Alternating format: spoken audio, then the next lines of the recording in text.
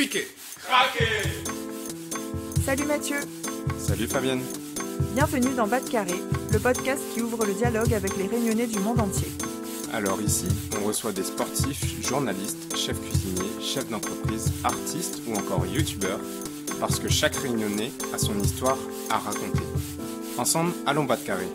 Allons découvrir qui ils sont et comment ils font pour garder en eux la Réunion.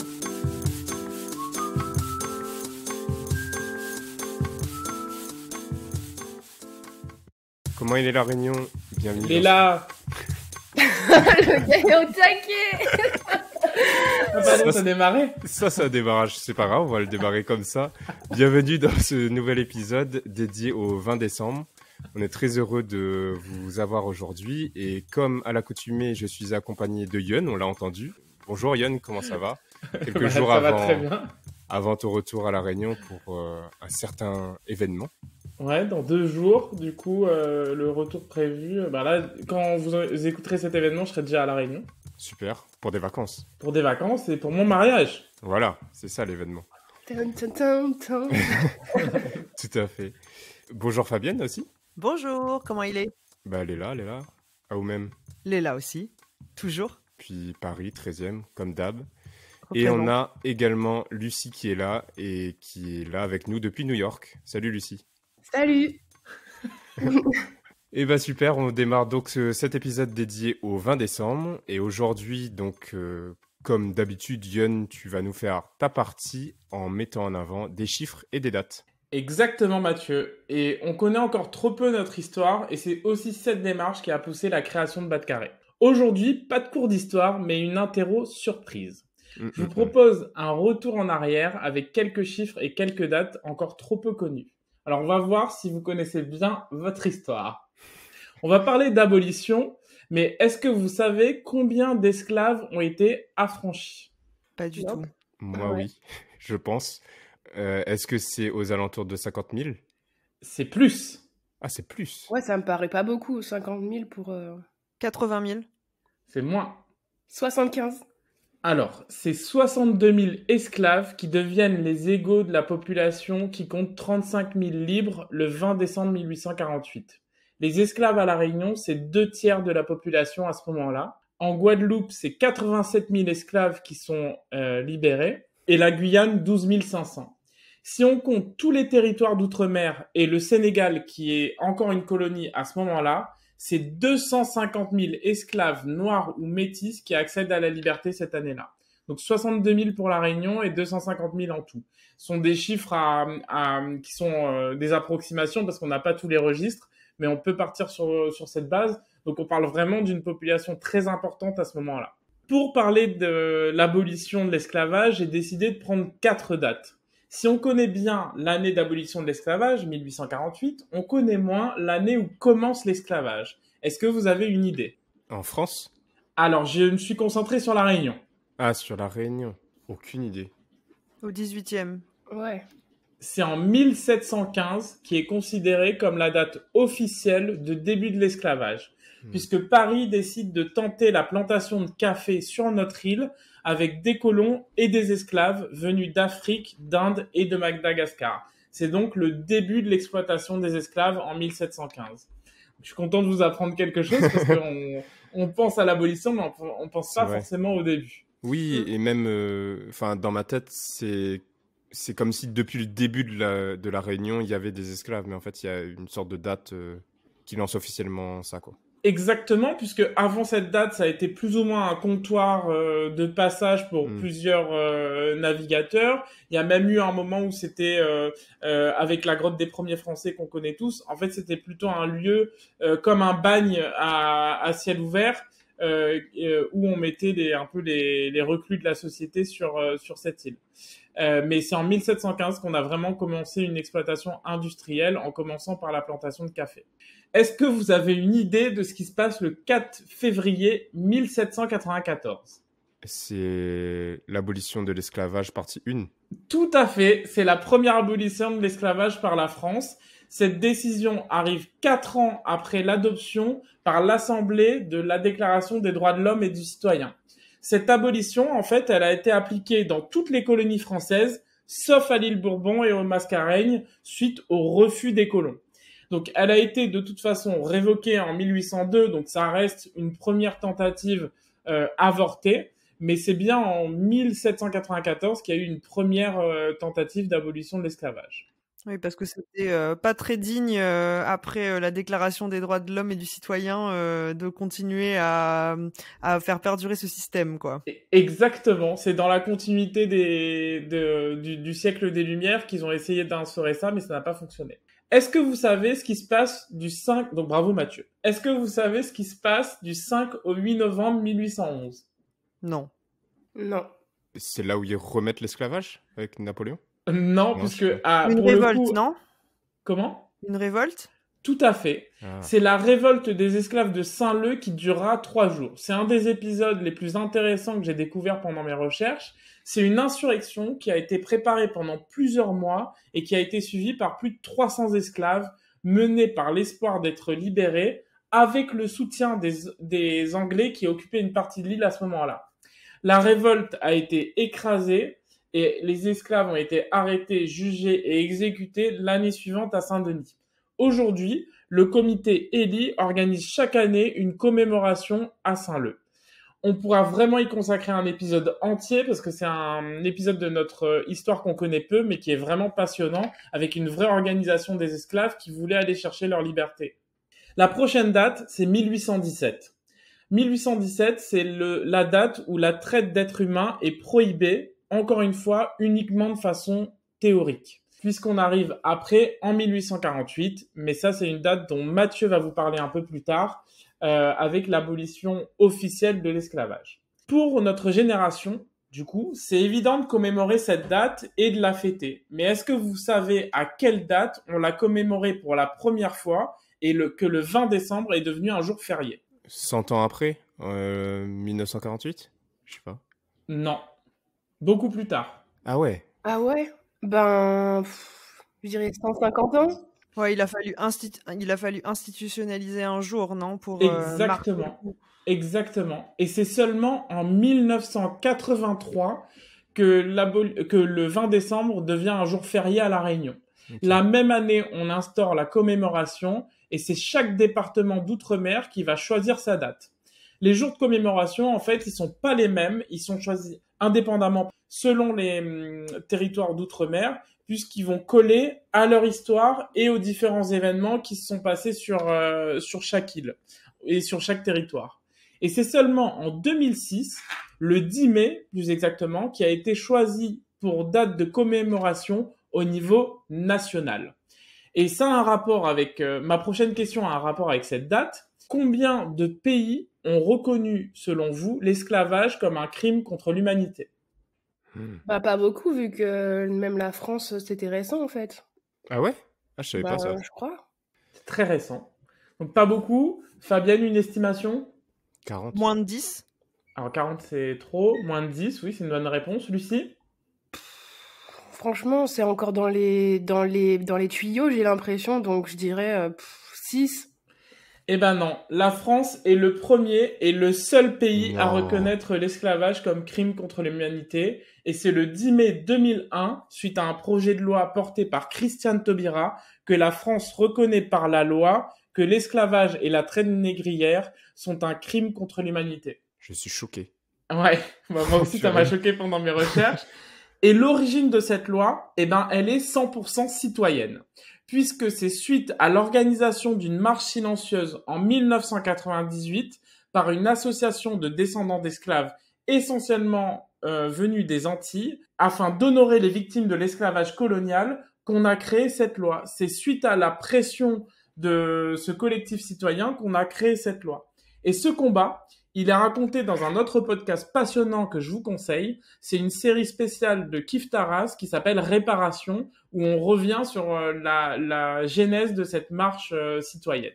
Et on kiffe Taras, donc allez vraiment écouter ce podcast. L'épisode, vraiment l'histoire est passionnante de cette marche.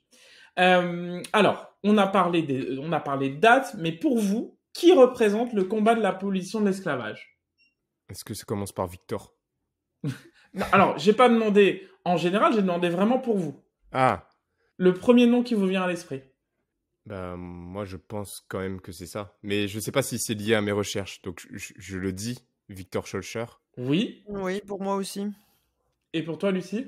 Moi, j'ai pas trop d'idées. Ok. Moi, avant mes recherches, la première figure qui me venait à l'esprit, c'était Sarda Garriga, dont Mathieu va vous parler. Mais dans les Antilles, et donc pour vous, puisque vous avez été bien informés, c'est Victor Schœlcher qui représente cette lutte. Schœlcher, c'est un journaliste et homme politique français qui est perçu comme le principal artisan de l'abolition de l'esclavage dans les colonies françaises. En 1842, il publie un ouvrage dans lequel il affirme que l'unique remède au maux incalculable de la servitude, c'est la liberté.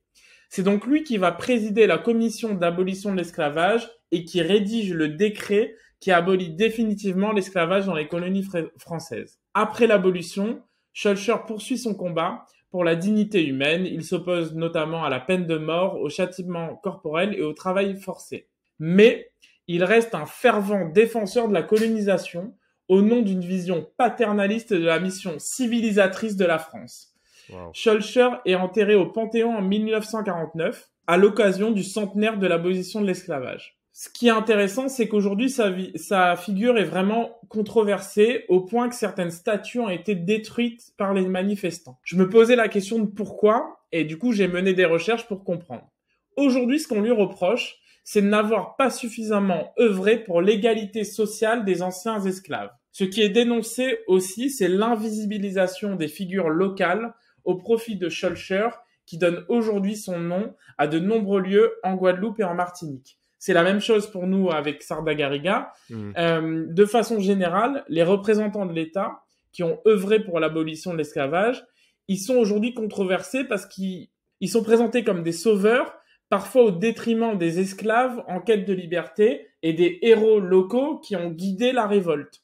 Aujourd'hui, chez Bas de Carré, on va pas tomber dans ce piège puisque Lucie va nous parler un peu plus tard du marronnage. Hyper intéressant.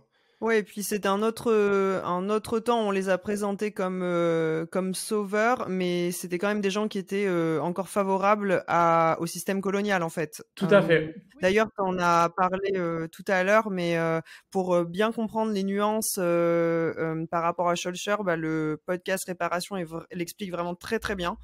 Donc pour aborder ça en plus de détails, je vous le recommande aussi. Et puis je me demande aussi si ils étaient créoles. Enfin, ils étaient nés sur place ou ils venaient de Pas France? du tout. C'était des hommes d'État français. Ouais. Donc du coup, c'est controversé aussi de ce côté-là, vu qu'ils viennent du pays de dehors, comme on dit. Tout à fait. C'est ça. Moi, j'avais une question. Yon, est-ce que tu sais s'il y a d'autres différences avec les autres territoires d'outre-mer, entre La Réunion et les autres territoires? Oui, dans la lutte pour aller chercher l'abolition, il y a beaucoup de différences qui font aujourd'hui d'ailleurs qu'on a des dates complètement différentes pour commémorer l'abolition de l'esclavage. Dans les Antilles, les esclaves ont arraché leur liberté avant même l'arrivée du décret. En Martinique, les émeutes de Saint-Pierre, qui est une ville de Martinique aussi du coup, qui ont lieu le 22 mai 1848, ont contraint le gouverneur à proclamer l'abolition. En Guadeloupe, les esclaves se sont révoltés à leur tour le 27 mai et le gouverneur a dû suivre leur exemple. C'est pour ça qu'aujourd'hui, si à La Réunion, c'est plutôt le 20 décembre qui est retenu pour commémorer l'abolition de l'esclavage, dans les Antilles, c'est la fin du mois de mai qui est considéré comme le moment clé pour fêter l'abolition de l'esclavage. En Guyane, les colons ont réussi à contrôler leur main-d'œuvre jusqu'à l'arrivée du décret le 10 juin 1848. Il a été promulgué le jour même par le gouverneur, mais il a contraint les esclaves à continuer pour travailler pour leurs anciens maîtres en leur promettant, entre guillemets, une rémunération honnête. On va y revenir revenir un peu plus tard dans cet épisode. Plus que les dates, ce que je retiens vraiment de mes recherches, de ce que je vous ai présenté, c'est que la lutte pour l'abolition de l'esclavage, comme la lutte pour la reconnaissance et la mémoire de ces combats, ce sont des choses qui ont pris plus de 100 ans entre le moment où ça s'est passé et le moment où ça a été décrété. Donc maintenant qu'on a vu quelques dates, qu'on a pris un peu de hauteur, on va se concentrer sur une date en particulier, et c'est avec toi Mathieu qu'on va voir dans ta partie pourquoi le 20 décembre 1848 et pourquoi pas un autre jour ou une autre année. Oui, tout à fait. C'est vraiment une question qui m'a intéressé. Et pour y répondre, il faut qu'on regarde la géopolitique. Parce que si entre 1830 et 1848, les abolitionnistes et les colons vont utiliser de nombreux arguments pour trancher la question de l'abolition, comme par exemple la considération humanitaire, les bilans économiques, les tensions politiques, on va rapidement comprendre que ce sont les raisons économiques qui sont le fondement des motivations. En fait, l'Angleterre, qui a réussi à gérer l'abolition plus tôt, veut imposer cette dynamique aux autres métropoles et asseoir comme ça sa domination sur le monde et d'un point de vue géopolitique. Et donc, si on zoome à l'échelle de la Réunion, donc sur l'océan Indien, en 1810, l'île de France, qui deviendra Maurice, et l'île Bourbon, qui deviendra la Réunion, passent sous le contrôle britannique. Et la Réunion est rétrocédée à la France en 1814. Donc cela signifie qu'à partir de 1814, la Réunion devient la seule île française de l'océan Indien. Et comme en 1833, l'Angleterre abolit l'esclavage dans toutes ses colonies, la Réunion devient le seul territoire esclavagiste de l'océan Indien, ce qui met d'autant plus de pression sur les colons réunionnais qui sont isolés dans l'océan Indien. Ah oui, donc c'est une pression aussi qui venait de l'extérieur, du coup. Exactement. Donc, le contexte géopolitique va, vous allez le voir, montrer que ça va impliquer des changements et aboutir à l'abolition ensuite. Du coup, Mathieu, est-ce que tu peux nous expliquer plus en détail, en ce qui concerne la France, quelles étaient les dynamiques qui ont mené à cette abolition? Ouais, en France, l'abolition, elle oppose deux camps. D'un côté, les colons, et de l'autre côté, ceux qui ont un discours humaniste. Mais en fait, derrière le discours fraternel se cache le lobby sucrier de la betterave qui ne souhaite qu'un affaiblissement du sucre colonial. Donc quand je vous disais qu'il fallait s'intéresser à la géopolitique, on voit ici à quel point l'économie, c'est un point majeur dans les évolutions sociales. En fait, c'est ceux qui produisaient de la betterave qui ont eu envie d'affaiblir les colonies et la canne à sucre? Exactement. Donc c'est le lobby du sucre de la betterave qui pousse à Paris pour aboutir à l'abolition et c'est à Oh, nouveau là l'économie et les sous qui marquent vraiment dans les débats. Donc, en fait, rien n'a changé en 2023, quoi. C'est moins de main-d'œuvre et comme tout à ça, fait, on a plus de sucre betterave, quoi. exactement. Donc je vous disais qu'il y avait deux camps, les colons et ceux qui ont un discours humaniste. Donc du côté des colons, tous les arguments sont bons pour rester sur le système esclavagiste. Donc je vais citer une phrase, c'est « Les Noirs étaient plus malheureux en Afrique. Ils sont aujourd'hui soignés jusqu'à leur mort et leurs enfants sont pris en charge. » Donc ça, c'est des arguments qu'ils disaient pour conserver l'esclavage à La Réunion. On leur offre une meilleure situation de toute façon que dans leur pays d'origine, quoi. Exactement, c'est ça l'argument derrière. Il y en avait un autre, c'était qu'ils affirmaient qu'en cas d'émancipation, ça pourrait dégénérer en massacre.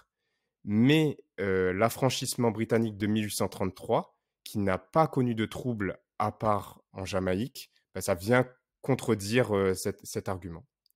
Et donc, les années passant, les esclavagistes ont beau manifester leur mécontentement, Paris prend peu à peu des mesures favorables aux esclaves, jusqu'au fameux 20 décembre 1848. Alors, dans les recherches qu'on a pu faire, on a pu voir ressortir le terme d'abolition, certes, mais on parle d'abolition octroyée plutôt que d'abolition spontanée. Oui, tout à fait. Ça rejoint vraiment ce que Yon, tu disais tout à l'heure. Donc, on parle d'abolition octroyée parce que l'abolition est venue de Paris. Donc, Ouais. si à La Réunion, il y a eu des formes de refus et de révolte face à l'esclavage, tu disais la révolte de Saint-Leu en 1811, on n'est pas dans la situation des Antilles où il y avait plutôt une sorte de guerre permanente. Tout Et à comme fait. tu le disais, en Martinique, le peuple n'a pas attendu la proclamation de l'abolition officielle pour se libérer. Donc l'abolition est du 22 mai et le décret est arrivé plus tard. C'est pour ça qu'on peut parler d'abolition octroyée pour la Réunion. Est-ce que c'était lié aussi au fait que, par exemple, en Martinique ou du coup dans les Caraïbes, il y avait plusieurs mouvements de libération des peuples, alors que la Réunion, on est quand même pas mal isolé? Moi, ce que j'ai compris, et il parlait beaucoup de Saint-Domingue, c'était aussi qu'il y avait beaucoup plus d'esclaves à Saint-Domingue Et ce qui fait qu'il y avait une pression qui était beaucoup plus forte là-bas qu'à La Réunion. C'est ça que j'ai vu. On a aussi une situation qui est assez identique entre la Guyane et la Réunion, où on a une abolition octroyée, parce que la Guyane était assez isolée, tout comme la Réunion. Donc je pense en effet que l'isolement joue beaucoup. C'est ce que j'ai vu dans mes recherches aussi. En fait, il y avait plus d'informations qui passaient dans les Antilles du fait de leur proximité. Parce qu'à l'époque, il n'y avait pas le canal du Mozambique. C'était beaucoup plus long de venir à La Réunion que même ne serait-ce qu'en Guyane, puisqu'on voit que nous, en fait, ils sont arrivés à La Réunion qu'en fin d'année, alors Ouais, que ça a été à la mi-année dans les Antilles. ouais, tout à fait. Ouais, ça fait sens. Et alors, à La Réunion, cette abolition, elle nous a été octroyée par un certain personnage qu'on a déjà nommé et que tout le monde connaît, au moins de nom, c'est Sarda Gariga. Voilà, le décret est signé le 27 avril 1848 en France. Donc il s'agit du deuxième décret d'abolition de l'esclavage, 46 ans après le rétablissement de l'esclavage par Napoléon. Il est signé par le gouvernement provisoire de la Deuxième République sous l'impulsion de Victor Schœlcher, comme tu le disais, Yon.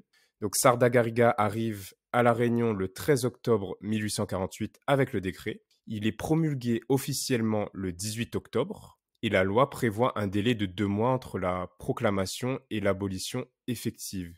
Ce qui nous emmène normalement au 18 décembre, mais finalement ce sera le 20 décembre 1848. Mais le 18 décembre, c'est mon anniversaire. Mais alors, qu'est-ce qui se passe concrètement à l'arrivée de Sarda Gariga? Les colons vont être partagés entre l'envie de rejeter Sarda Gariga à la mer et celle de se faire bien voir pour gagner un peu de temps et des garanties. Ce qu'il faut comprendre, c'est que le rôle de Sarda Gariga, c'est d'assurer l'abolition de l'esclavage tout en maintenant une paix sociale. Et c'est vraiment pas une mince affaire parce que la milice de la Réunion étant peu nombreuse, mal équipée et mal formée, elle serait incapable d'endiguer d'éventuels débordements. Donc l'équilibre de l'île va reposer uniquement sur la force de persuasion de Sarda Gariga.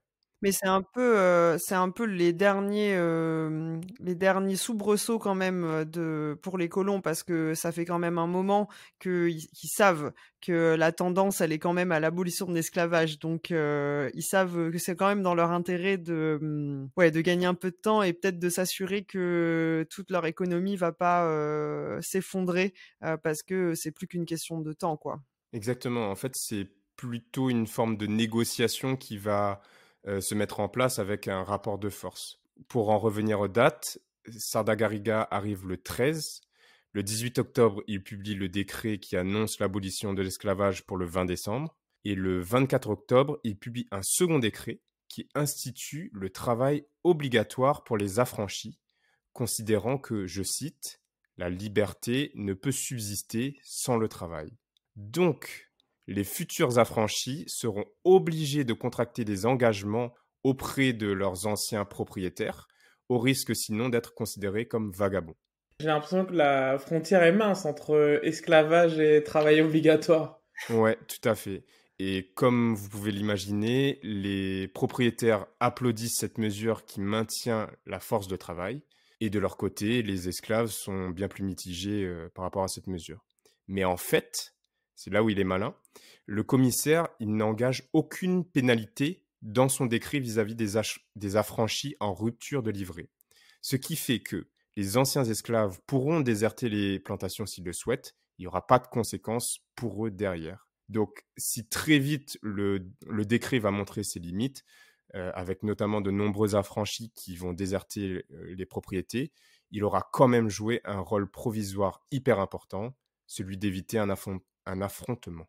Mais alors, du coup, qu'est-ce qui se passe réellement est-ce qu'il y a beaucoup d'affranchis qui vont contracter cette fameux contrat de travail obligatoire, soi-disant, ou bien ils vont plutôt choisir l'autre voie? Avec le travail obligatoire, les affranchis devaient normalement continuer à travailler pour leurs anciens maîtres devenus employeurs. Mais donc très vite, cet accord va se briser car les affranchis gagnent des salaires de misère pour le même travail qu'avant 48. Ils vont par conséquent se mettre à fuir les propriétés pour aller vivre en périphérie des villes, dans des camps de paillotes miséreux. Et malheureusement pour eux, ces camps sont très propices aux épidémies. Et donc, manquant de femmes et étant décimée par les maladies, la population affranchie diminuera très très fortement dans les années qui vont suivre. Et seuls ceux qui se sont installés dans les hauts seront un peu mieux lotis. En termes de chiffres, en 1852, on ne compte plus que 18 000 affranchis au travail, donc qui travaillent encore pour leurs employeurs, on va dire ça, contre 62 000, comme tu disais, Yon, théoriquement inscrits en 1848. Donc seulement... C'est quand même très très peu, quoi, par rapport aux chiffres d'origine. Tout à fait. Clair. Donc seulement 3 ans après l'abolition de l'esclavage, les engagés immigrés seront aussi nombreux à travailler sur l'île que les affranchis. Ouais, on en reparlera un peu plus tard. Mais on arrive un peu à la fin de cet épisode, du coup, du fameux 20 décembre 1848. Oui, pas l'épisode d'aujourd'hui, mais l'épisode historique. Oui. Et du coup, Mathieu, comment est-ce que l'économie de l'île s'est réorganisée après ça? Parce que c'était tout ça l'enjeu, finalement, de faire en sorte qu'elle en pâtisse le moins possible. C'est ça. Déjà, les propriétaires planteurs ont profité de l'abolition pour se séparer de tous ceux qui étaient improductifs. Donc les enfants, les malades, les estropiés, etc., les vieux. Avant 48, les colons étaient obligés de les garder sur leur terre, mais maintenant que l'esclavage est aboli, ils ont pu les chasser des plantations, tout simplement. D'autres affranchis vont aller s'établir dans les Hauts, comme je disais tout à l'heure, à Salazie surtout, à Mafate un petit peu, là où il y avait déjà des petits blancs qui étaient installés et qui souffraient de la concurrence des gros blancs dans les bas. Et donc dans les hauts va se mettre en place pour eux, donc pour les affranchis, une économie de survie. Donc ça va être aussi compliqué pour eux. Il restera donc les plus forts, les plus valides, qui ont été gardés en tant qu'engagés. Donc 2/3 des affranchis sont partis des plantations et 1/3 est resté travailler. Et pour pallier le manque de main-d'œuvre, le gouvernement a fait appel à de grands flux d'engagés, essentiellement d'Inde, mais une partie également viendra d'Afrique et de Madagascar, où ils étaient vendus en tant qu'esclaves. Donc, ce qu'ils ont fait, c'est qu'ils ont fait signer à ces esclaves des contrats d'engagement sur place avant de les faire venir à La Réunion. Donc, en réalité, l'esclavage a mis près d'une 30aine d'années pour vraiment cesser à La Réunion. Oui, ça s'est pas fait du jour au lendemain. Non. Pas du tout. Donc voilà, c'était tout pour moi. J'espère que la dynamique sociale, économique, géopolitique de l'époque est maintenant un peu plus claire pour vous. Ah ouais, le coup du travail obligatoire, quand même, il fallait le faire. C'était bien pensé. Tous les moyens sont bons. C'est ça. Et donc, je vais laisser maintenant la main à Lucie qui va nous parler du marron et du marronnage. Oui, et moi je suis trop contente de vous rejoindre pour cet épisode spécial Fête CAF. Aujourd'hui, comme l'a dit Mathieu, je vous invite dans l'histoire à travers un mot chargé de signification, le mot marron. En fait, il a vraiment voyagé à travers les époques avec des récits de liberté et de résistance. Est-ce que vous vous êtes déjà demandé d'où vient ce mot marron ? Oui. Déjà demandé, mais j'ai pas la réponse. Donc, merci pour ton intervention. Alors, selon le Larousse de 1971, il tire ses origines de l'espagnol américain cimarrón. Au XVIe siècle, c'était pour décrire un animal domestique échappé qui souvent trouve refuge dans les fourrés, les bosquets, les buissons. Rien à voir avec la couleur finalement. On y arrive. Les colons français l'ont emprunté et voilà comment on se retrouve aujourd'hui avec marron. En fait, cimarrón a pris des directions intéressantes avec le temps puisque en espagnol moderne, ça veut dire aujourd'hui... hacer la cimarra, ça veut dire faire l'école buissonnière. Et en français, ça donne chamarré quand on parle d'animaux à fourrure mouchetée. Donc, tu vois, chamarré, marron, on est un peu dans cette idée. Au XVIe siècle, les esclaves en fuite étaient donc des marrons. Aujourd'hui, cimarrón peut signifier une boisson amère, un individu paresseux, une plante sauvage ou une mauvaise herbe. Donc, c'est toujours un peu une connotation négative. Mais le mot ne se limite pas seulement à son étymologie. Est-ce que vous savez qu'il y a des nuances dans le marronnage ? Pas dans la couleur, du coup. Non, dans le statut, on va dire. Non, pas du tout. C'est-à-dire ? Eh bien, il y avait une législation de 1819 qui distinguait clairement les petits marrons, donc absents entre 3 jours et 1 mois, et les grands marrons absents de plus d'1 mois. Wow. Donc, il y avait vraiment un statut de marron, quoi. Et donc la législation, elle donnait aussi une définition complète du marron. Donc je cite, c'était tout esclave sorti de l'habitation de son maître ou de la ville doit être muni d'un billet de passage signé du maître, faute de quoi il pourrait être conduit au dépôt de marron. Ça vous rappelle pas les attestations de sortie de Covid? Un peu, ouais. Carrément. Moins fun, mais bon. Après avoir exploré l'origine du mot marron, je vous propose qu'on s'intéresse aux endroits où se déroulaient ces rébellions silencieuses. Est-ce que vous avez déjà entendu parler de l'onomastique? Non, Un mot à Jamais. couper dehors. ça tu fais un carton au Scrabble en tout cas. Ah oui. C'est clair. En fait, c'est une discipline qui nous permet de remonter le temps à travers les noms propres, donc les étymologies, leur formation et leurs usages. C'est un peu comme si chaque endroit avait sa propre histoire à raconter. En fait, depuis 2005, il y a Charlotte Rabessa-Alla qui a creusé dans ces mystères et qui révèle des histoires enfouies dans les toponymes et les anthroponymes de l'île. Les résultats de sa recherche nous offrent une cartographie unique du marronnage permettant d'identifier des mots du langage des chasseurs blancs, comme par exemple la caverne Mussard, donc c'est un lieu qui est nommé d'après le chasseur d'esclaves François Mussard, ou encore le bloc. Donc vous savez, le bloc pour aller au Piton des Neiges, en fait c'était un lieu de rétention des esclaves après leur capture. Il y a aussi des mots qui ont été identifiés du langage des marrons eux-mêmes, comme le Piton d'Anchin et Mafat, qui sont en fait des noms des chefs marrons. Et si on va un peu plus loin pour Mafat, on peut rapprocher l'adjectif malgache Maafati, je ne sais pas si je le prononce bien, mais je n'ai pas de notion en malgache, qui signifie mortel, mortifère, et en fait qui s'applique directement à la dangerosité du cirque. Tout ça nous amène à ces espaces spéciaux, nos royaumes intérieurs, comme je vais les appeler. Et en fait, c'est un territoire réservé aux initiés, aux marrons, avec des îlettes, des camps et des noms de lieux qui ont des significations profondes. En fait, c'était pas juste des refuges, c'était un projet pour recréer une société autonome et indépendante, loin des pouvoirs officiels du littoral. On parle de lieux souvent dans des lits de rivières difficiles d'accès, où se cachent en fait des histoires incroyables. Et en fait, c'est comme ça que je vais finir notre périple au cœur de l'île, en vous dévoilant ce que j'ai découvert sur un des lieux emblématiques de La Réunion, l'îlette Accorde. Ok.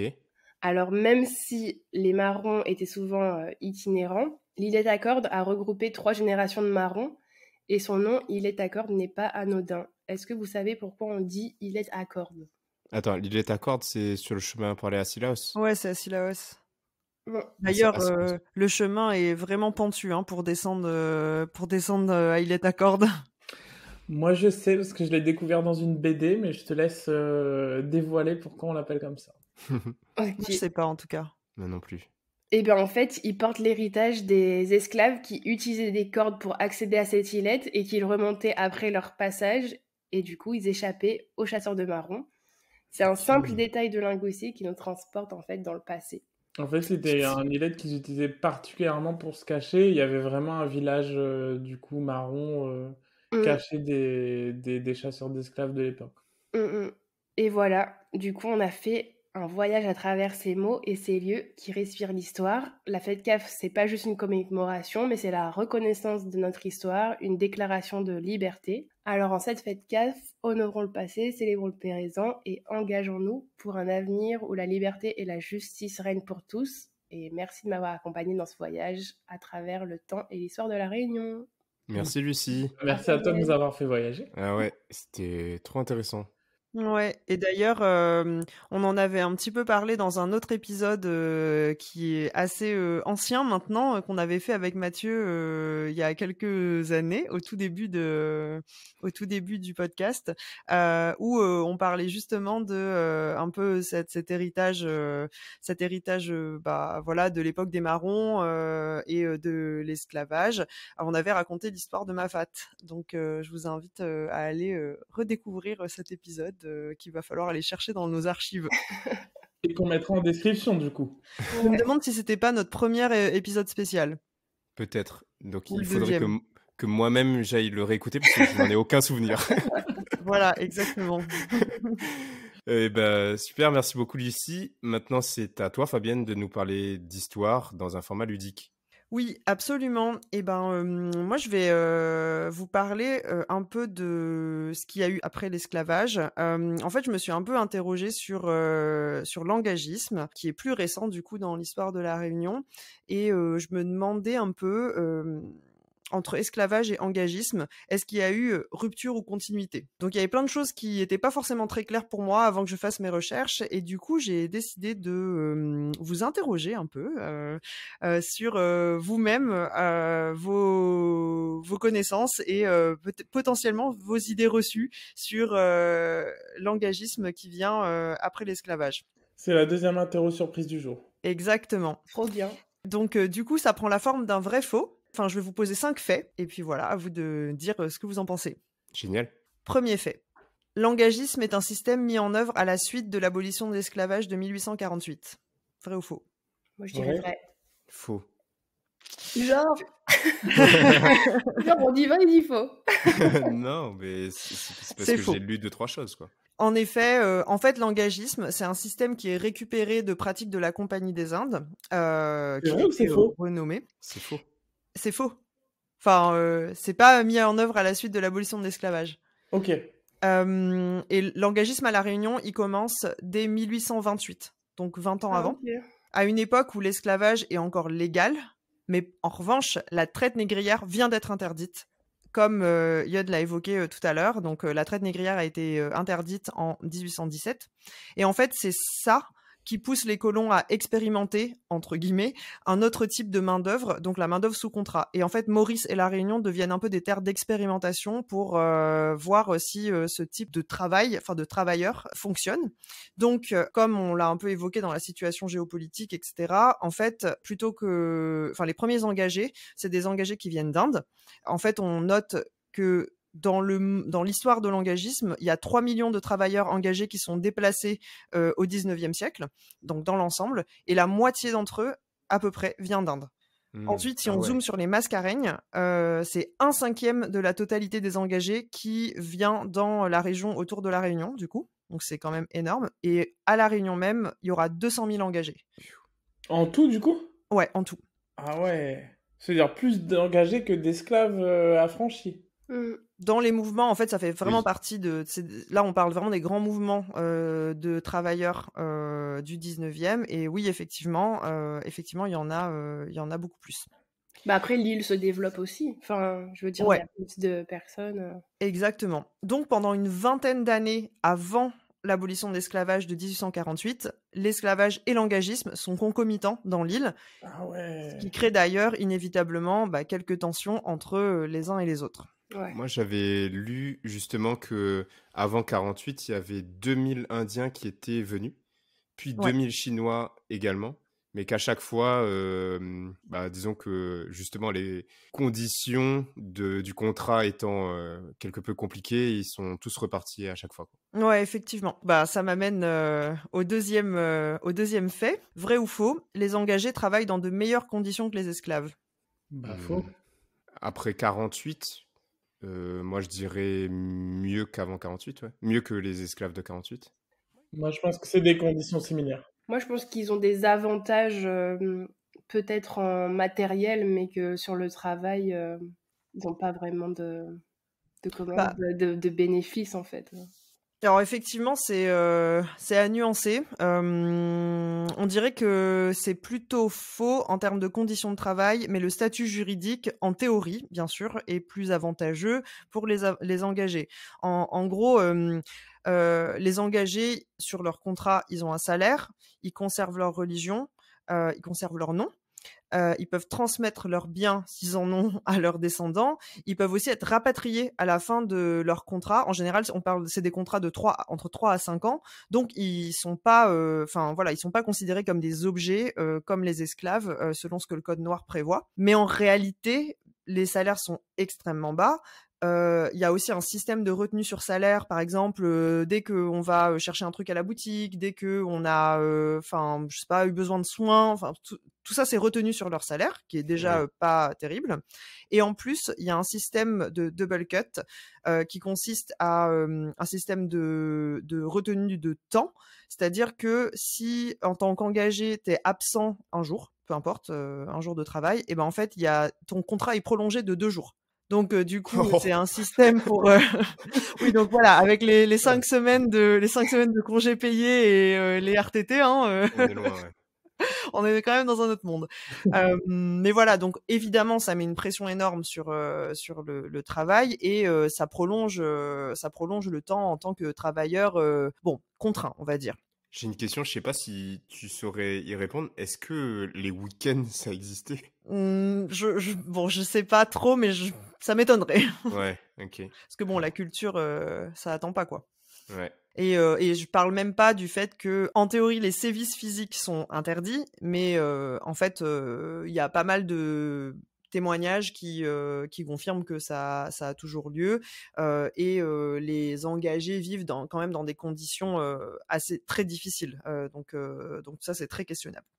J'en viens donc à mon 3e fait. L'abolition de l'esclavage met fin à l'immigration venue d'Afrique à La Réunion. Vrai ou faux? Si vous avez bien écouté l'épisode, vous avez déjà la réponse. Faux. Ouais, effectivement. Donc Mathieu, on a déjà parlé tout à l'heure. En fait, on a tendance à assimiler toute la population réunionnaise qui est cafre, on va dire, à des descendants d'esclaves, mais en fait c'est pas forcément le cas. Donc à partir des années 1840, donc peu avant l'abolition, la date officielle d'abolition de l'esclavage, il y a des travailleurs dits engagés qui viennent de la côte d'Afrique, parce que voilà, pour toutes les raisons qu'on a évoquées avant. Et il y a aussi une autre raison, c'est que les planteurs réunionnais en fait sont assez mécontents de la main d'œuvre indienne. En gros, ils disent qu'ils sont moins productifs que la main d'œuvre qui vient d'Afrique. Bon, c'est un argument. Et en fait, même après l'abolition officielle de l'esclavage, ils vont chercher des engagés qui sont en fait recrutés entre guillemets dans des zones d'Afrique où l'esclavage est encore légal. Donc en fait, ils peuvent acheter des esclaves encore dans ces zones et ils peuvent les ramener, les capturer et les ramener et juste prononcer leur statut d'engagé une fois qu'ils arrivent sur le bateau ou une fois qu'ils arrivent sur le sol réunionnais. Et ça, c'est même légalisé par Napoléon III. Donc on peut pas vraiment dire que le système esclavagiste c'est complètement arrêté. Et en plus de ça, ils ont peut-être le titre d'engagé, mais parce qu'ils viennent d'Afrique, en fait, leur contrat est totalement différent des engagés indiens ou chinois. Les contrats, ils sont prolongés à 10 ans, en fait, pour les engagés africains.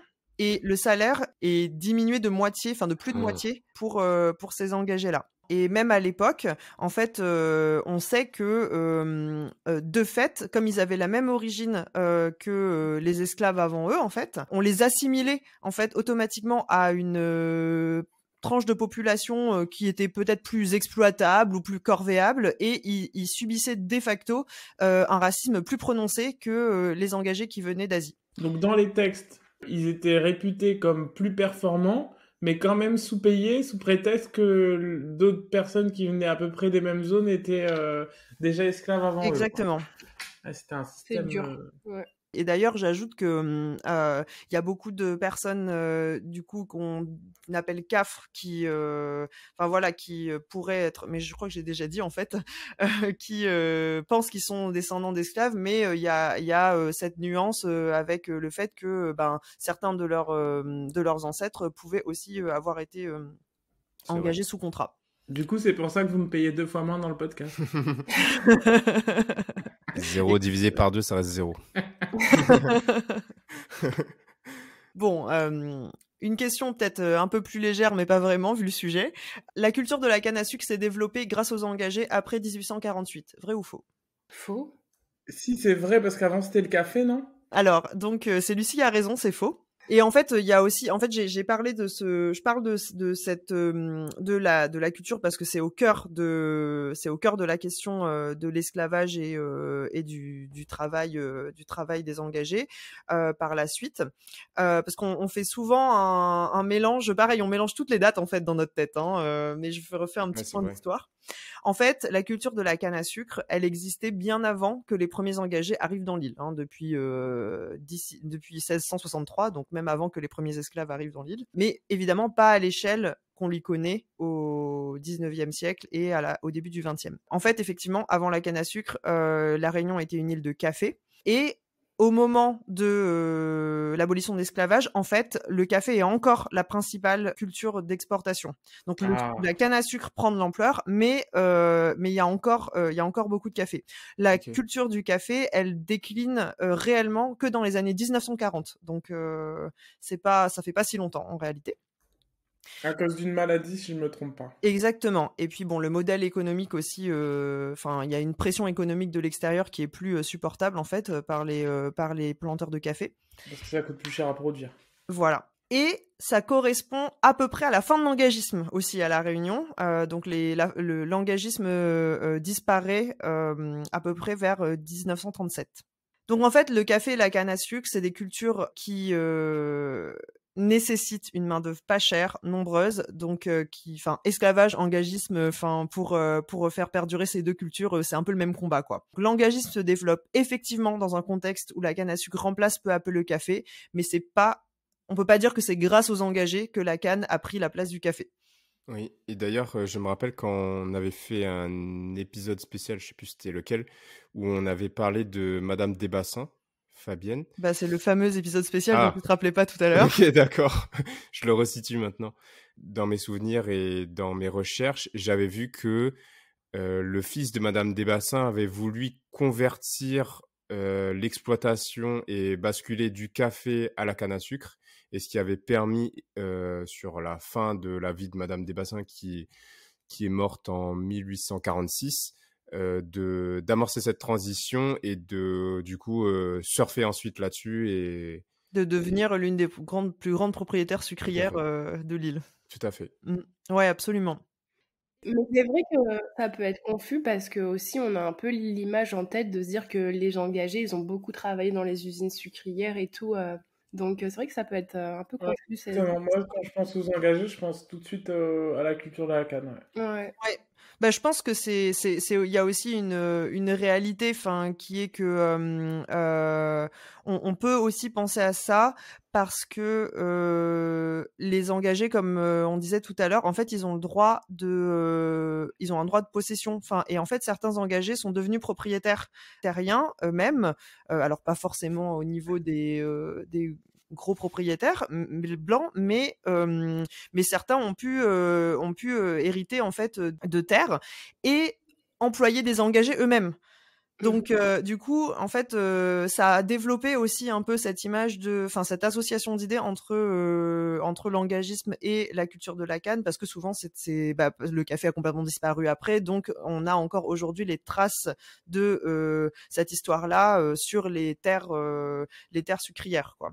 Mais en fait, on peut dire que c'est deux évolutions en fait historiques et sociales qui sont un peu indépendantes, quoi. Les cultures, le fait que les cultures aient évolué et le fait que ça corresponde avec certaines dates de l'esclavage et de l'engagisme, en fait, ça a pas vraiment de lien finalement. Plus une coïncidence. Voilà, exactement. Donc comme quoi, c'est pas parce que ça arrive en même temps que c'est un lien de cause à effet. Ouais, c'est deux histoires qui sont parallèles en fait. Ouais, exactement. Et enfin, le dernier fait, la fête CAF a été amenée à La Réunion par les esclaves africains et c'est pour ça qu'elle symbolise l'abolition de l'esclavage. Vrai ou faux ? Faux. Faux, du coup. Faux. Ouais, c'est faux. En fait, on pourrait être tenté de faire un petit mélange, là aussi, entre le fait qu'on appelle fête CAF, la célébration qui a lieu le 20 décembre et qui, du coup, commémore l'abolition de l'esclavage pour nous. Mais en fait, en faisant mes recherches, je me suis rendu compte, j'ai appris plusieurs choses. Donc les esclaves, ils avaient plus le droit à leur identité, ils n'avaient pas de nom, ils n'avaient pas le droit de garder leur religion, ils étaient forcés d'adopter la religion catholique, celle de leur maître. Évidemment, il y avait sans doute, enfin ils essayaient quand même sans doute de garder leur culture d'origine, mais c'était hyper compliqué, quoi, vu les conditions de vie et de travail.